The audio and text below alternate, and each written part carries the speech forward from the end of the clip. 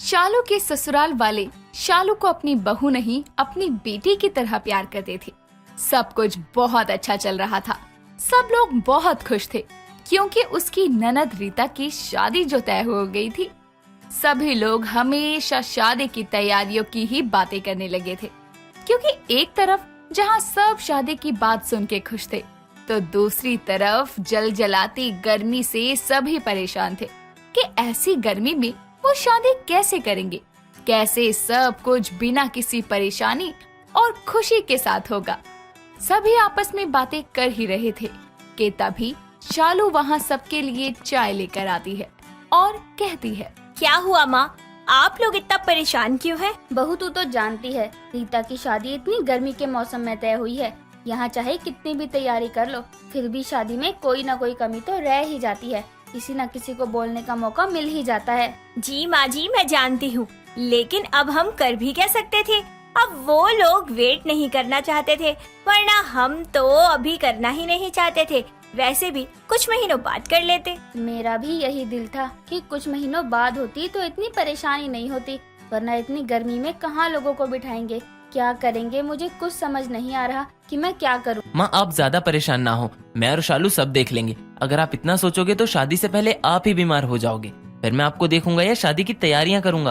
क्या आप भी ऐसे क्यों बोल रहे हो? अरे यार, मैं तो बस तुम लोगों का मूड ठीक कर रहा था, थोड़ा सा मजाक करके। बेटा मुझे अभी याद आया कि तेरी बुआ का फोन आया था, कल वो आ रही हैं हमारे घर, तो जाकर उसे स्टेशन से ले आइयो। माँ अभी शादी में 2 महीने हैं, तो वो अभी से क्यों आ रही है? अगर वो आ गई तब तो हो गई शादी तेरी रीता। माँ भाई बिल्कुल सही कह रहा है, अगर बुआ जी आ गई तो वो मेरी शादी शांति से कभी होने ही नहीं देंगी। उनका नाम न जाने शांति किसने रख दिया। उनको हर चीज में गलत करने की आदत है और कमी भी तो ऐसे निकालती है। भगवान ना करे शादी का घर है, कहीं कुछ कमी रह जाए या उनका अच्छे से ख्याल ना रख पाए, बाय गॉड वो तो पूरा घर सिर पर उठा लेंगी। अब बस भी करिए, आप दोनों भाई बहन मिलकर सिर्फ बातें कर रहे हैं। अरे काम कब होगा अगर ऐसे ही बातें करते रहेंगे। जाइए ऑफिस, शाम को बात करेंगे इस बारे में। शालू के कहने पर पंकज ऑफिस के लिए निकल जाता है और कुछ समय बाद घर का काम खत्म करके शालू भी अपनी सास और ननद के साथ शादी की शॉपिंग के लिए निकल जाती है। सभी लोग मिलकर बहुत सारी शादी की शॉपिंग कर ही रहे होते हैं कि तभी रीता के होने वाले पति का कॉल आता है, जिस पर रीता कहती है, हेलो क्या है बोलो। ये शहद जैसी मीठी लड़की के मुंह से इतनी कड़वी आवाज क्यों निकल रही है? यार देखो दिमाग तो खराब करो मत, इस गर्मी में वैसे ही मेरा दिमाग बहुत गर्म है। तुम्हें शादी करने के लिए गर्मी का ही मौसम मिला था क्या? कुछ महीने और रुक जाते तो क्या हो जाता। यार अब इसमें मैं क्या करूँ? तुम मुझ पे गुस्सा क्यों कर रही हो? तुम जानते हो ना मुझे गर्मी बिल्कुल पसंद नहीं, और अब मुझे इतनी गर्मी में शॉपिंग के लिए इतनी धूप में बाहर जाना पड़ रहा है। यार तुम अभी फोन रखो। रीता गर्मी से परेशान होकर गुस्से में कॉल कट कर देती है। कुछ समय बाद सभी लोग घर वापस आ जाते हैं।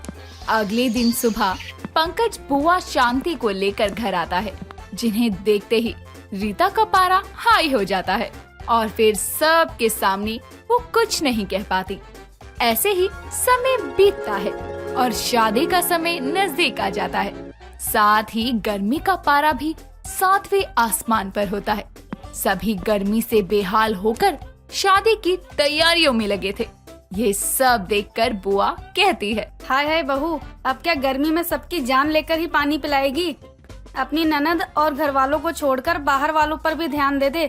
देख सब लोग कितनी देर से बिना पानी के बैठे हैं, अभी तक यहाँ कुछ खाने को भी नहीं आया। ना जाने तुम लोगों ने क्या तैयारी कर रखी है। तुम लोगों का कोई भी काम मुझे तो समय पर होता हुआ नजर नहीं आ रहा है। जानकी ये सब कहने की बातें होती है, वो कहावत सुनी है ना तुमने, नाम बड़े और दर्शन छोटे। तेरी बहू का भी कुछ यही हाल है, बोलती है सब देख लेगी सब कर लेगी, लेकिन होता उससे कुछ भी नहीं है। ऐसी बात नहीं है दीदी, वो बेचारी भी अकेले क्या क्या करेगी, अभी लाती ही होगी सब कुछ। वो देखो आ भी गई मेरी बहू। जी बुआ जी, सब हो गया।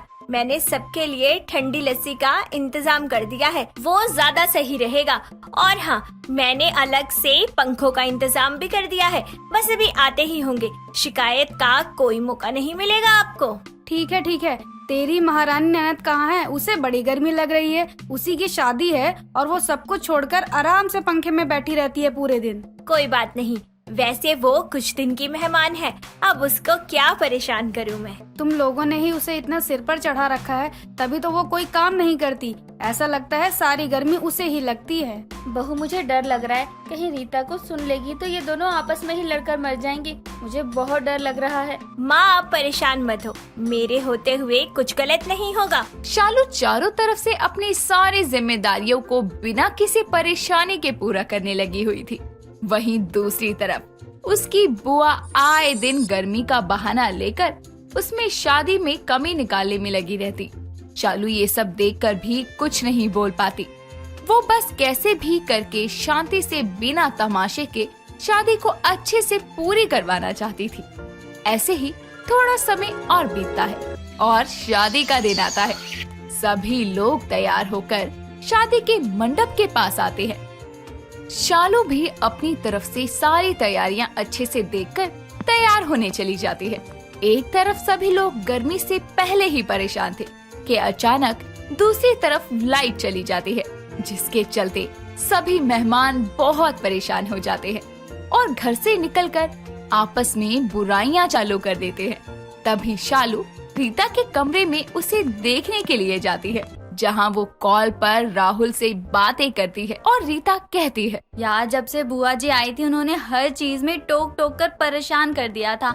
उनको मजा चखाने के चक्कर में खुद के हालात और शादी दोनों ही खराब कर दी मैंने। ऐसा क्या कर दिया तुमने अब? यार मैं बुआ जी के कमरे की लाइट कट करने गई थी ताकि उनको थोड़ा मजा चखा सकूं, पर गलती से पूरे घर की लाइट कट हो गई। अब तो उनकी छोड़ो, इस गर्मी में सभी परेशान हो रहे हैं। अपने जाल में मैं खुद ही फंस गई। मुझे तो बहुत गर्मी लग रही है, सच बता रही हूँ, मैं शादी नहीं करूँगी। देखो यार, खुद गलती करके खुद गुस्सा मत करो। अब गलती की है तो बर्दाश्त करो गर्मी। रीता की सारी बातें उसकी भाभी, जो उसे बुलाने के लिए उसके कमरे में गई थी, सुन लेती है, जिस पर वो कहती है, रीता मुझे तुमसे इस बचपने की उम्मीद नहीं थी। वैसे ही गर्मी कम है क्या जो तुमने ये सब कर दिया? क्या करूँ भाभी, मैं बुआ जी की रोज रोज की हरकतों से परेशान हो गई थी और अनजाने में सब कुछ गलत कर बैठी। भाभी मुझे बहुत गर्मी लग रही है, मुझसे बर्दाश्त ही नहीं हो रहा। ये तुम्हें कांड करने से पहले सोचना चाहिए था। वैसे जो हुआ अच्छा हुआ। तुम्हें गर्मी बहुत लगती है ना, तो अब इस गर्मी में बिना लाइट के बिना पंखे के शादी करो, ताकि तुम्हें हमेशा याद रहे। हमें जो दिक्कत होगी वो बाद में देखेंगे। इतना कहकर शालू रीता का हाथ पकड़कर ले जाकर उसे मंडप में बैठा देती है और खुद मेहमानों की देखभाल में लग जाती है। जैसे तैसे शालू अपनी ननद की शादी पूरी करवाती है, जिसके बाद रीता अपने सभी घर वालों को सारी बात बताकर सबसे अपनी गलती के लिए माफी मांगती है, जिस पर शालू कहती है, बाकी सब तो ठीक है, लेकिन आज के बाद घर में कोई शादी हम गर्मी में नहीं रखेंगे। तुम्हारी गर्मी की शादी हमें हमेशा याद रहेगी। केशवपुर में रहने वाली माला और गोपाल अपने बेटे रघु के लिए मधु नाम की लड़की को पसंद करके शादी की तारीख पक्की कर देते हैं। शादी के दिन मधु अपने ससुराल से आए सोने के गहनों को पहनती है, जिसके बाद पूरे रीति रिवाजों के साथ रघु और मधु की शादी संपन्न हो जाती है। जिसके बाद मधु विदा होकर अपने ससुराल आती है। शादी के कुछ दिनों बाद ही नौकरी के चलते रघु शहर जाने का फैसला लेता है। बेटा, शहर जाने की क्या जरूरत है? यहाँ गांव में रहकर भी तो नौकरी कर सकता है ना तू। पिताजी मैं शहर जाना चाहता हूँ, क्योंकि ना वहाँ ना ज्यादा आमदनी होती है और यहाँ कुछ कर नहीं पा रहा मैं, इसलिए मैंने फैसला लिया है कि मैं शहर जाऊँगा। लेकिन बेटा, शहर जाने के लिए पैसे भी तो चाहिए होंगे, वो कहाँ से आएंगे? जो जमा पूंजी थी वो तेरी बहन और तेरी शादी में लगा दी हमने, और घर का गुजारा भी इनके पेंशन से होता है। माँ पिताजी आप चिंता मत कीजिए, पैसों का बंदोबस्त मैं कर दूंगा। आप मुझे ना शहर जाने दीजिए बस। माला और गोपाल अपने बेटे की जिद के आगे कुछ नहीं कहते। हफ्ते बाद रघु पैसे का इंतजाम करके शहर के लिए निकल जाता है। एक रोज मधु जब घर के बाहर झाड़ू लगा रही होती है, तभी उसकी ननद निराली अपने मायके आती है। अरे ननद जी, आप अचानक यहाँ कैसे? क्यों नहीं आ सकती क्या? आपसे पहले ये मेरा घर है भाभी, मैं जब चाहूँ यहाँ आ सकती हूँ। मेरे कहने का वो मतलब नहीं था, मैं तो बस आपसे पूछ रही थी। मैं आपके पूछने का मतलब अच्छे से समझती हूँ भाभी, आप सामने से हटिए।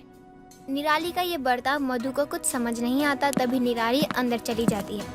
निराली को अचानक अपने ससुराल से घर आते देखकर माला और गोपाल उससे कारण पूछते हैं। तभी निराली गुस्से में, माँ पिताजी, मुझे आप लोगों की बहुत याद आ रही थी, तो बस मैं कुछ दिनों के लिए चली आई आपसे मिलने, पर लगता है आप लोगों को मेरे आने की खुशी नहीं हुई। नहीं बेटा, ऐसी बात नहीं है। तू अचानक आ गई तो हमें लगा कि कहीं कोई बात ना हो गई हो। बिल्कुल, मुझे भी ऐसा ही लगा था, इसलिए मैंने आपसे पूछा था, लेकिन आपको तो मेरी बात का बुरा ही लग गया। अब ये सब बात छोड़िए माँ, मुझे बहुत भूख लगी है, तो आपके हाथ का मेरे लिए कुछ अच्छा सा बना दीजिए। चलो अच्छा है, माँ जी खाना बनाएंगी तो इसी बहाने मुझे थोड़ा आराम मिलेगा। ऐसे ही मधु अपने ससुराल वालों के साथ खुशहाल जिंदगी बिता रही होती है। कुछ दिनों बाद मधु अपनी सास के दिए सोने के गहने पहनकर अपनी एक सहेली की शादी में जाती है, जहां उसकी बाकी की सहेलियां भी आई हुई होती हैं। सभी आपस में बात कर ही रही होती हैं तो मधु की एक सहेली वंदना उसके गहनों को घूर घूर कर देखने लगती है। अरे वंदना, बस कर, कितना घूर रही है मेरे गहनों को? इतने पसंद आ गए क्या तुझे? पसंद? और मुझे? अरे मेरे पास इससे अच्छे अच्छे और असली गहने हैं। मुझे ऐसे नकली गहने पहनने का शौक नहीं है। नकली गहने? कुछ भी मत बोल वंदना, मैंने असली सोने के गहने पहने हैं, समझी ना तू? क्यों झूठ बोल रही है मधु? अरे असली सोने की चमक दूर से ही पता चल जाती है, और तेरे इन गहनों को रत्ती भर भी चमक नहीं है। मैं तो देखते ही समझ गई थी कि तू नकली गहने पहन कर आई है। वंदना की बातें सुनकर मधु की बाकी सहेलियों की नजर भी उसके गहनों पर टिक जाती है और वो आपस में तरह तरह की बातें बनाने लगती हैं, जिससे मधु अपने ही सहेलियों के सामने शर्मिंदगी महसूस करती है। देर रात मधु शादी से वापस आती है तो अपने गहने उतार कर अपनी सास के हाथों में थमा देती है। बहू, ये क्या हरकत है और इतने गुस्से में क्यों है तू? क्योंकि आप लोगों के दिए इन नकली गहनों की वजह से मैं अपनी सहेलियों के सामने शर्मिंदा होकर आई हूँ। नकली गहने? ये आपसे किसने कह दिया भाभी? और भला माँ आपको नकली गहने क्यों देगी? ये तो माँ जी आप लोग अच्छे से जानते होगी। अरे जब सोने के असली गहने नहीं दे सकते हो तो नकली गहने देकर दिखावा क्यों ही किया आप लोगों ने? बहू, तुम्हें कोई गलतफहमी हुई है। तुम्हारे सास ने ये गहने खास तुम्हारे लिए गांव के सुनार से बनवाए थे। ये नकली नहीं हो सकते हैं। अगर ये नकली नहीं है पिताजी, तो इनमें सोने जैसी चमक क्यों नहीं है? मुझे तो आपकी बातों पर जरा भी भरोसा नहीं है। बहू शांत हो जा। अगर तुझे भरोसा नहीं है तो मैं तुझे कल सुनार के पास लेकर चलूंगी। वही असली नकली गहने का तुझे बता देंगे। वहाँ जाकर तो तुझे तसल्ली हो जाएगी ना। अच्छा है, कम से कम सच का पता तो चलेगा। भाभी, अब गुस्सा थूक दो और जाकर खाना बना लो। अभी तक किसी ने खाना नहीं खाया है। मैंने क्या किसी को खाना खाने से मना किया है? एक तो मुझे नकली गहने पकड़ा दिए, ऊपर से अब मैं आप सबके लिए रसोई में मरकर खाना बनाऊं? बिल्कुल भी नहीं। खुद शादी से बिना खाना खाए चली आई हूँ। खुद बनाइए और खुद खाइए। हाँ बहू, अरे बहू मेरी बात तो सुन। मधु अपनी सास की एक नहीं सुनती और सभी खाना खाए बिना ही सो जाते हैं। अगली सुबह जब मधु सोकर उठती है तभी उसकी सास की जोर से चिल्लाने की आवाज आती है, तो मधु भागी भागी अपनी सास के कमरे में जाती है। क्या हो गया माँ जी, आप चिल्लाई क्यों? बहू गहने चोरी हो गए। क्या? गहने चोरी हो गए? लेकिन कैसे? पता नहीं बहू, अभी हम सोकर उठे तो सारा सामान फैला हुआ था और गहने गायब थे। बहू, ये सब तेरे कारण हुआ है। तू ही उन गहनों को नकली होने का दावा कर रही थी ना। ले, अब वो चोरी हो गए। ये क्या बात हुई माँ जी? अरे वो गहने थे ही नकली, इसीलिए आपने चोरी करवा दिए ताकि आपको सुनार के पास जाना ही ना पड़े। और अब आप मुझे चोरी के लिए इल्जाम दे रही हो? अरे ये क्या बकवास किए जा रही है बहू तू? थोड़ा तो सोच समझ कर बोल। वो गहने तेरे लिए नकली होंगे, लेकिन मेरे लिए तो असली ही थे। अब गहने की चोरी को लेकर दोनों के बीच बहस छिड़ जाती है। तो वहीं गांव के सुनार की दुकान पर एक लड़की आती है जिसने चेहरे पर नकाब पहना था और वो कुछ सोने के गहने बेचने आई थी। उन गहनों को देखकर सुनार के मन में शक पैदा होता है। बिल्कुल ऐसे ही गहने तो मैंने माला बहन को बना के दिए थे, और ये तो नकली जान पड़ते हैं। कुछ तो गड़बड़ है। सुनार को नकली गहने देखकर उस नकाबपोश लड़की पर शक हो जाता है, तो वो पैसे लेने के बहाने अंदर जाता है और अपने एक नौकर को माला के घर भेज देता है। इधर माला अपना सर पकड़कर बैठी होती है। तभी उसका बेटा रघु शहर से वापस आ जाता है। इससे पहले कि उसे कुछ पता चलता, सुनार का नौकर उनके घर पहुंचता है। अरे अरे चोरनी, कहाँ जा रही है तू? हाँ? अभी तो पुलिस आएगी, तुझे पकड़ के ले जाएगी। तो इस लड़की ने मेरे घर से गहने चोरी किए हैं और आपके पास इसे बेचने आई है। आखिर है कौन ये लड़की? निराली बेटी, तूने अपने घर में ही चोरी की? पिताजी, मुझे माफ कर दीजिए। मेरे पति को पैसे की बहुत जरूरत थी, इसलिए मैं मायके आई थी ताकि थोड़ी सी मदद मिल जाएगी। लेकिन घर में इन गहनों की असली नकली होने की बात उठी तो मैंने सोचा क्यों ना इन्हें बेचकर पैसे ही मिल जाएंगे। लेकिन वाह वाह, क्या ससुराल पाया है मैंने। सास ससुर नकली गहने देने वाले तो हैं, वही ननद भी चोरनी है। बस करो मधु, बस करो। अरे माँ पिताजी ने तुम्हें नकली गहने नहीं दिए थे, बल्कि मैंने असली गहनों को बदल के सुनार के पास गिरवी रख दिया था ताकि कुछ पैसे आ सके और मैं शहर जा सकूं, काम कर सकूं और पैसे कमा सकूं। लेकिन आप सबको मैंने ये बात नहीं बताई क्योंकि मैं नहीं चाहता था आप लोगों को दुख पहुंचे। लेकिन मुझे ये भी नहीं पता था कि नकली गहनों के कारण इतना कुछ हो जाएगा। तभी सुनार गिरवी रखे हुए असली गहने उन्हें ला कर देता है और रघु उसे पैसे दे देता है। और सारी सच्चाई जानने के बाद मधु अपने ससुराल वालों से माफी मांगती है। साथ ही रघु अपनी बहन को भी पैसे दे देता है ताकि उसकी परेशानी दूर हो सके। सरला को उसकी बहू कोमल सुबह सुबह ही नहाए हुए देखकर हैरान थी, क्योंकि ठंड के समय उसकी सास बिस्तर से भी नहीं निकलती थी। माँ जी को आज क्या हो गया? ये सुबह सुबह इतने ठंडी पानी से नहा कर बैठी हैं। इनकी तबीयत तो ठीक है ना? बहू, क्या हुआ? ऐसे क्या देख रही है? आज से पहले अपनी सास को देखा नहीं है क्या? जब खड़ी मत रहे ऐसे, जाकर मेरे लिए चाय लेकर आ जा। हाँ हाँ, लेकर आती हूँ माँ जी। वो तो मैं आपको देख रही थी। आज आप सुबह सुबह जल्दी उठकर नहा भी ली। कहीं तीर्थ पर तो नहीं जा रही हैं आप? अभी इतने पाप नहीं किए जो तू मुझे तीर्थ पर भेजने लगी हुई है। ठंड में कई दिनों से नहाई नहीं थी तो हिम्मत करके नहा लिया आज। अच्छा ऐसा है, तो मैं खामखा सोच सोच कर परेशान हो रही थी कि आखिर आज माँ जी को क्या हुआ है। सास बहू के बीच ये बातें चल ही रही होती हैं, तभी वहाँ रमा का आना होता है।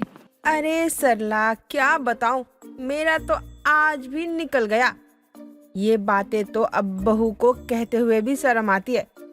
सुबह सुबह सर्दी में नहाकर कपड़े धोआई हूँ। क्या कहा रमा काकी आपने? मैं कुछ समझी नहीं। अरे कुछ नहीं, ये हम दोनों के बीच की बात है। तू जा, एक नहीं 2 कप चाय ले आ। क्या हुआ? तूने अपनी बहू को बताने क्यों नहीं दिया? अरे सरला, क्या करूं इस बिस्तर के गीले होने का सिलसिले को। तेरी वजह से अब मैं भी ठंड में बिस्तर गीला करने लगी हूँ। ना जाने अपना मंत्र मुझ पर ही फूंक गई वो। सच में क्या सरला? लगता है अब हमारी उम्र हो रही है, डायपर इस्तेमाल करना ही पड़ेगा। अरे अरे चुप रह, मेरी बहू आ रही है। तेरे घर में बेशक तेरी कोई इज्जत ना हो, लेकिन मेरे घर में मेरी बहुत इज्जत है। कोमल अपनी सास और पड़ोसन को देखकर समझ नहीं पा रही थी कि आखिर इनके बीच कौन सी खिचड़ी पक रही है। अभी तो रमा काकी बिस्तर गीला, निकल जाती है तेरी भी। अरे ये कैसी कैसी बातें कर रहे हैं, पर ये आपस में क्या खिचड़ी पका रहे हैं? मुझे तो कुछ भी समझ नहीं आ रहा। अरे बहू, घर का काम हो जाए तो मेरा बिस्तर बदल दियो। रात में नींद में पानी पीते हुए पानी की बोतल गिर गई। अच्छा, तो आप दोनों इसी बारे में बात कर रहे हो तो खुलकर करो ना बात कि बिस्तर गीला हो गया है। मैंने भी ना जाने क्या ही सोच लिया था। अब कोमल घर का सारा काम करने के बाद बिस्तर बदलती है। इधर देर शाम हॉल में बैठी सरला अपनी बहू से कहती है, बहू, रात में पैर हाथ धोकर सोने से नींद अच्छी आती है और डरावने सपने नहीं आते हैं। ऐसा मैंने अपनी माँ से सुना था। हाँ माँ जी, और मेरी माँ तो कहती है कि बिस्तर पर खाना भी नहीं खाना चाहिए, इससे बुरे और डरावने सपने आते हैं। और तो और बच्चे जो बिस्तर पर सूसू करते हैं वो भी इन सब का ही कारण होता है। इसका मतलब मुझे बिस्तर पर खाना भी नहीं खाना है। क्या बोली माँ जी आप? लेकिन माँ जी, ये आप मुझसे क्यों पूछ रही हैं? कोई बात हुई है क्या? कहीं रात में आपके सपने में चुड़ैल तो नहीं दिखी? हाँ हाँ बहू, मुझे भी रात में ना डरावने सपने आए थे और फिर मैं डर गई, तभी तो बिस्तर भी गीला हो गया। माँ जी सुनिए, कल ये भी दीदी के घर जा रहे हैं। घर में बचे मैं और आप, तो मुझे भी अब आप अपने बिस्तर पर थोड़ी सी जगह दे देना। लेकिन बहू, तो गीली होगी तो मेरा मतलब है रात में पानी पीते हुए मुझसे तो गीली ना हो जाए। माँ जी, तो आप बिस्तर से उतर कर पानी पी लीजिएगा। सरला अपनी बहू को बताती तो बताती कैसे कि उसका बिस्तर किन वजहों से गीला होता है।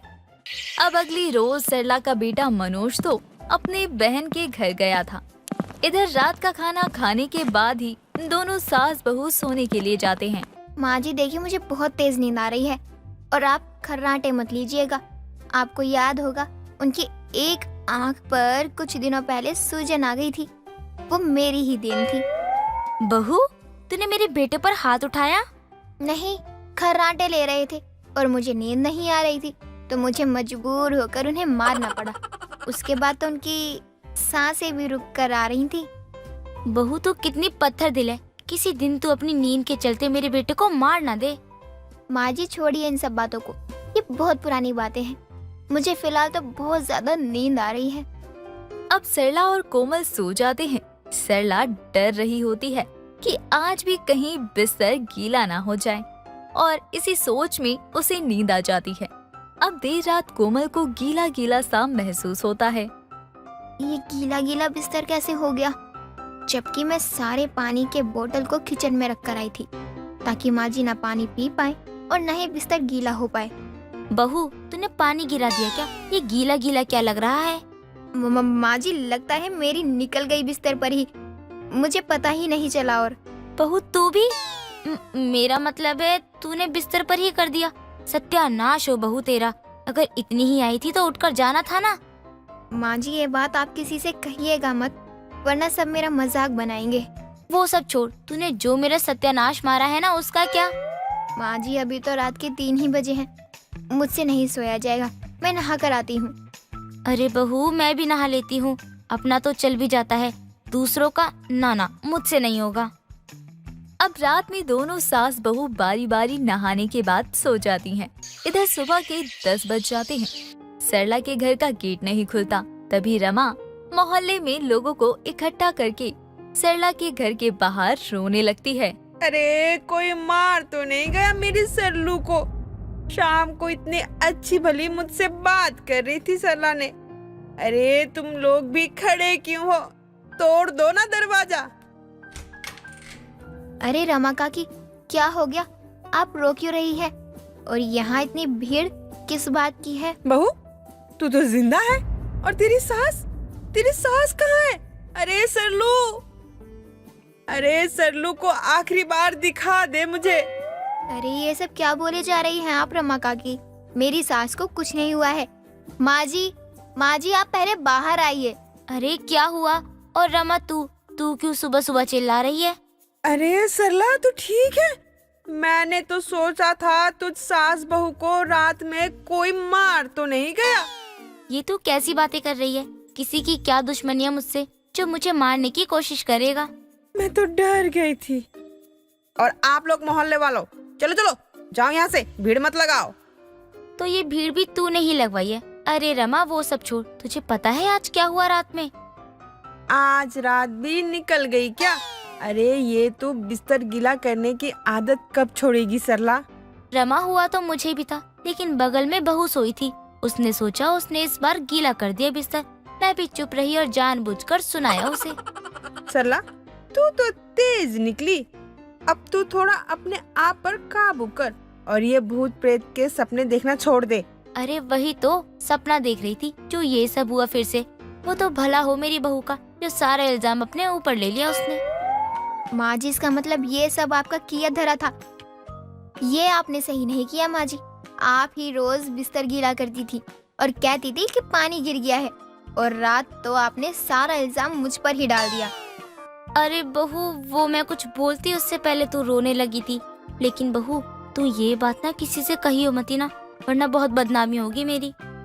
देर से ही सही, लेकिन सरला की बिस्तर गीला करने की आदत कोमल के सामने आ ही जाती है। अब सरला की ये आदत धीरे धीरे ही जाती, और ये सब होता भी तब जब या तो सरला भूत प्रेत को सामने देख ले या फिर उसे सर्दी लगे, तभी उसका बिस्तर गीला हो जाता था। दोस्तों अगर आपको ये कहानी पसंद आई तो इसे लाइक करें, शेयर करें और कमेंट करके बताएं कि कहानी में आपको सबसे अच्छा क्या लगा।